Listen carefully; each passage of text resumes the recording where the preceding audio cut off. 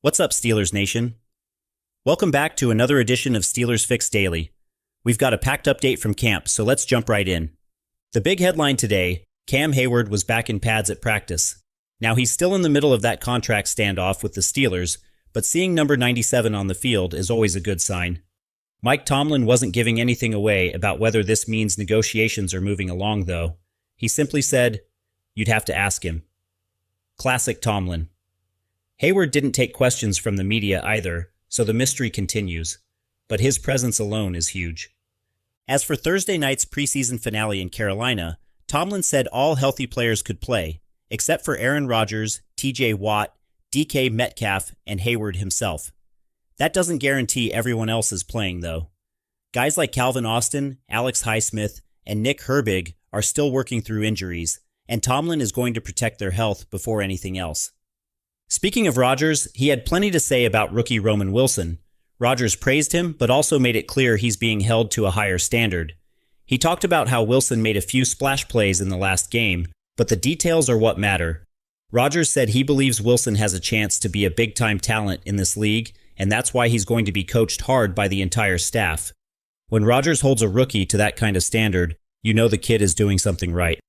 On the same day Rodgers was praising Wilson, wideout Gabe Davis was back in Pittsburgh for a second free agent visit. This is one to watch closely. Davis has size, speed, and starting experience, but his last 2 seasons ended with knee injuries. If the medicals check out this time, he might be the missing piece at wide receiver too. The Steelers also made a move to bolster the pass rush, signing linebacker Kenny Willekes. He's 28, a former Viking, and he just came off a solid stint in the USFL with the Michigan Panthers, where he put up 4 sacks in 9 games. Injuries have slowed him down in the NFL, but he brings depth and competition. To make room, offensive tackle Gareth Warren was waived. There's also some good news on the Calvin Austin front. He was back on the practice field for the first time since his abdominal strain sidelined him earlier in camp. He wasn't in full drills, just working on the side, but he says he's right on track with his recovery. Whether or not he's ready for Week 1 is still up in the air, but progress is progress. On special teams, Tomlin confirmed that Christian Kuntz's chest injury is considered short-term. He should be ready for the opener.